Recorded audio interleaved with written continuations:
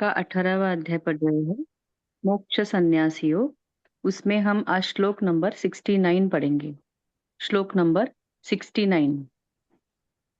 भगवान बोल रहे हैं, श्री भगवान उवाच न च तस्मान् मनुष्येषु कश्चिन्मे प्रियकृत्तमः भविता न च मे तस्मात् अन्यः प्रियतरो भुवि न च तस्मान् मनुष्येषु कश्चिन्मे प्रियकृत्तमः भविता न च मे तस्मात् अन्यः प्रियतरो भुवि।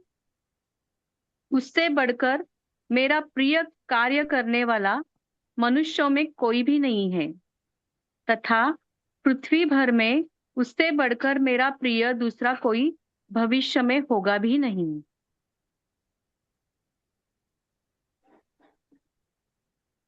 हरि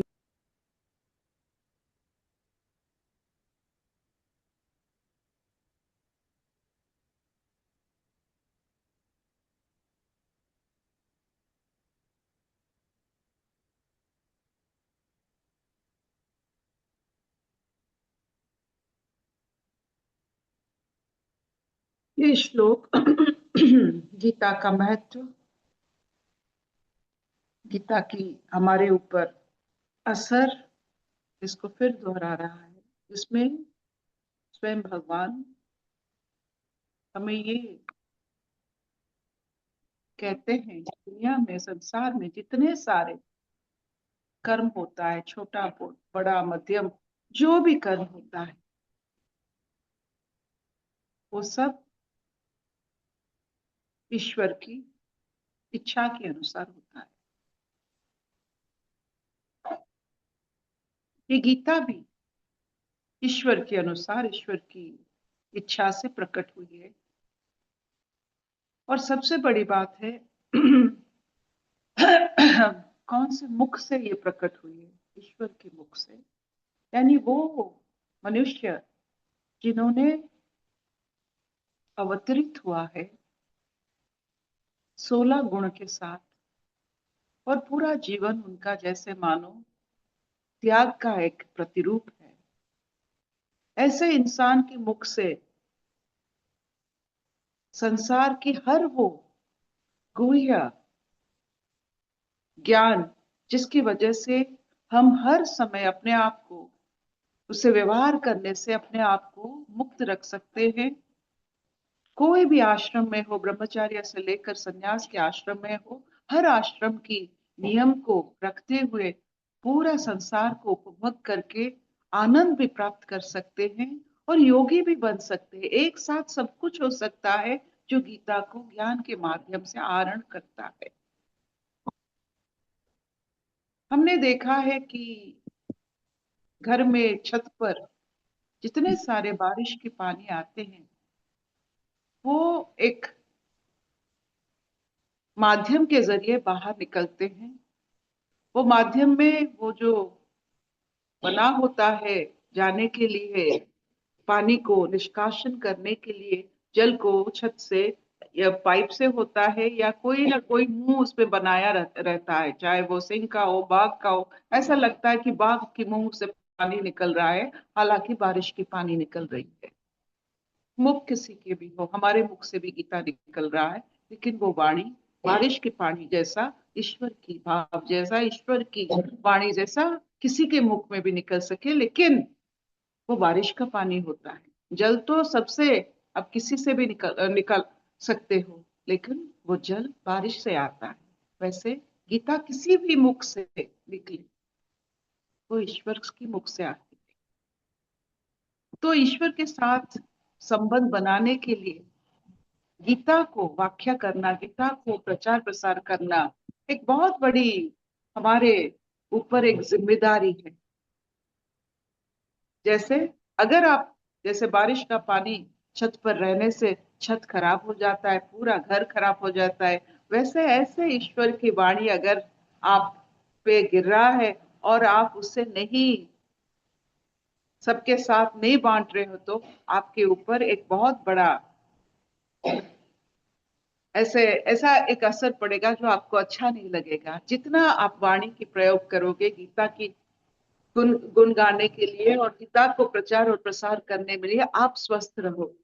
क्योंकि पहले पहले क्या होता है, मरा मरा से राम राम होता है, बहुत सारे अनुभूतियां हमें नहीं मिलती है प्रथम सुनने से या जानने से या ज्ञान को प्राप्ति करने से। उसे बार बार दोहराने के बाद एक एक ऐसा फिलॉसफी, ऐसा एक निकलता है जो हमें बिल्कुल जैसे जड़ जाता है स्पॉन्ज में, जैसे पूरा, जैसे वो हमें पूरा वो घुल जाता है।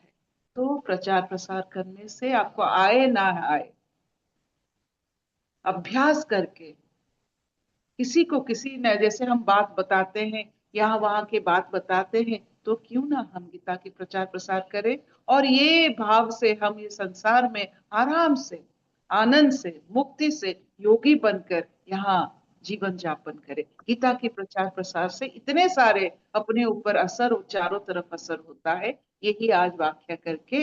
और जो ये करता है वो सबसे प्रिय होता है। यही तो बात है, माता पिता की जो बात सुनता है वही प्रिय होता है।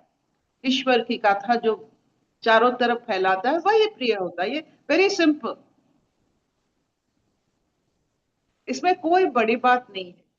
पूरे आपकी भाषा, आपकी वाणी में थोड़ा बहुत गीता का ज्ञान का अगर प्रचार हो जाए, तो आप देखो आपका छत्र कितना अच्छा रहेगा।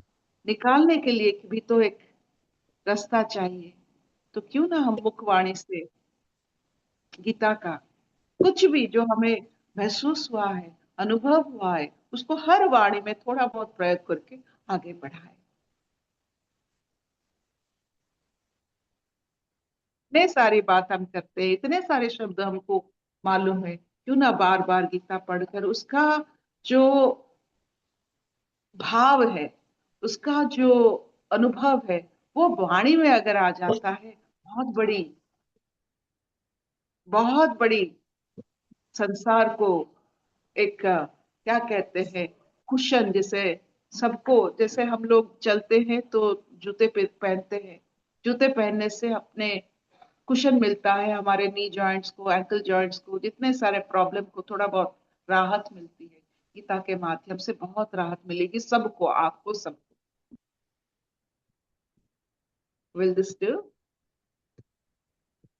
और सबसे बड़ी बात है, जो ये काम करते हैं वो प्यार, वो ईश्वर के बहुत नजदीक तो सबको ही होते हैं, लेकिन उनका अनुग्रह उन पर बनाए रहता है। वो जरूर जरूर आपको कोई भी समस्या मुश्किल में अगर पड़ जाएंगे, तो जरूर आपको थोड़ी बहुत ज्यादा राहत मिलेगी, जल्दी राहत मिलेगी, क्योंकि आपकी गीता को अनुभव करते हुए उसका प्रचार प्रसार कर रहे हैं। इसका मतलब आप स्वयं गीता बन रहे हैं।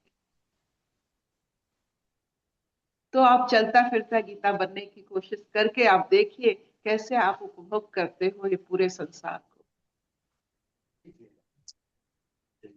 असतो मां सत्तमय, तमसो मां ज्योतिर्गमय, मृत्युर्मामृतंगमय। सर्वे हि सुखिनः सन्तु, सर्वे सन्तु निरामया, सर्वे भद्राणि पश्यन्तु, मा कश्चित् दुःखभाग् भवेत्। ओम शांति शांति शांति। कोई प्रश्न चलते फिरते गीता बनने की के ऊपर कोई प्रश्न है?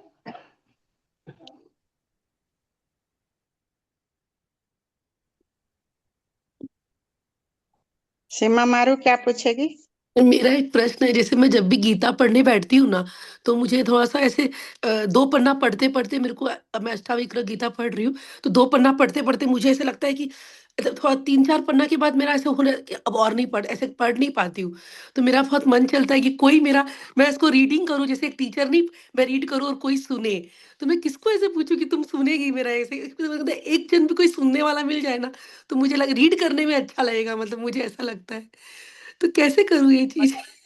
कोई नहीं, कोई नहीं। आप पहले अपने मिठासपन से अपने जीवन में अगर आप में आ जाती है, गीता का असर आ जाता है, आप सहजता से सब कुछ कर लेते हो, तो आपको पूछेंगे सब, ऐसा कैसे करते हो, तब बताना गीता की।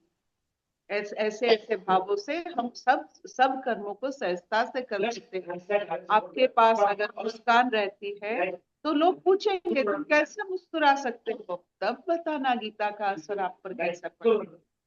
नहीं तो कोई गीता नहीं सुनेंगे।